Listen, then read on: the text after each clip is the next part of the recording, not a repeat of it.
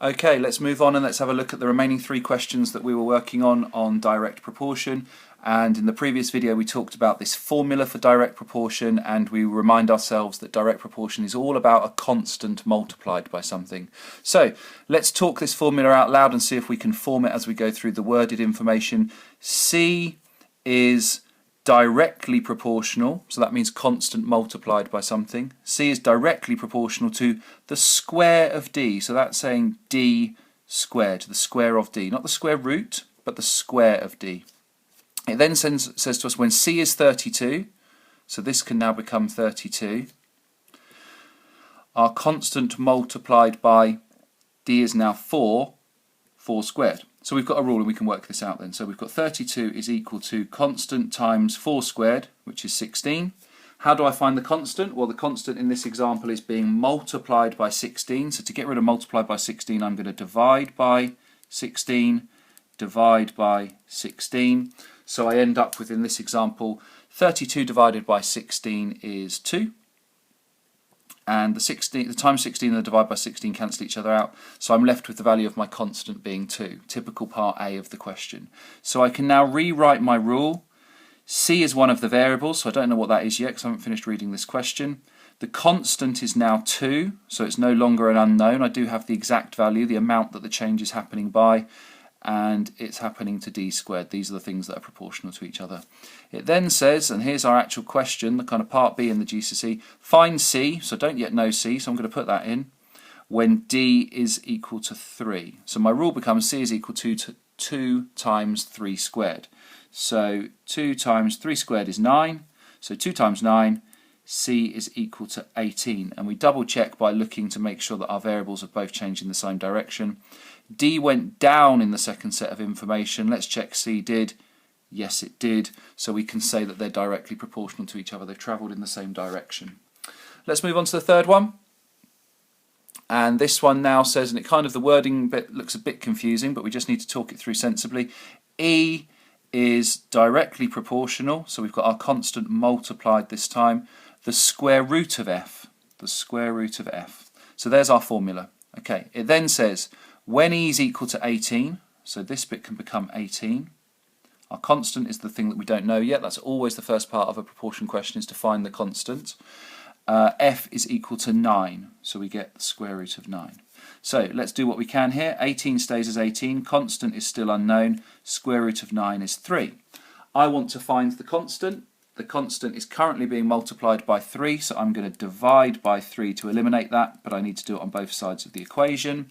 So 18 divided by 3 is equal to 6. The times by 3 and the divide by 3 cancel each other out, so I'm left with my constant is equal to 6 on this question.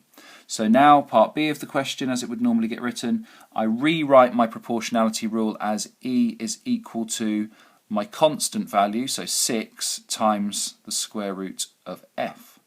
It then says find f, so this is a tricky one this time because the thing we're trying to find is kind of within the calculation, when e is 30. So we can fill this in as 30 equal to 6 times the square root of the thing that we don't know. So balancing this now, the bit that I want to find is f. What's currently stopping me finding f is this times by 6 and also this square root, but we'll come back to that. So the first thing I need to do is I need to get rid of this times by 6. So we know to do inverse operations. To get rid of times by 6, we divide by 6, but we also know we've got to do it on both sides, otherwise we're not going to have a balanced equation. So 30 divided by 6 is 5. Multiply by 6 and divide by 6 cancel each other out.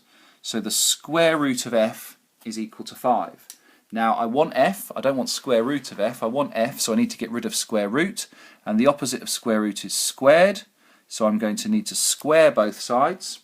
So on the left hand side I get 5 squared, and on the right hand side square root and squared cancel each other out, so I'm left with f. So f is equal to 5 squared, so 5 squared is 25, so the value is 25 in that one. Final question on direct proportion, and then we're going to have a look at some questions looking at inverse proportion, and we'll do that in a separate video. This one says G is directly proportional, so I'm sure you can spot the pattern by now. We always start with this constant multiplied by something. G is directly proportional to the cube of h, so h cubed. It then tells us G is 54 when, constant we don't know yet, when H is 3.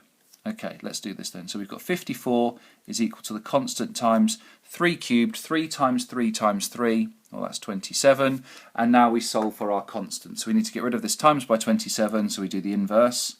We do it to both sides because otherwise we're not going to be balanced anymore, and so we end up with 54 divided by 27, which is 2. Our constant, and these two parts have cancelled each other out. So my constant for this question is 2. So I rewrite my formula now. G is equal to 2, which is my new constant, multiplied by H cubed. It then says find G, so I don't know that, when H is worth 2.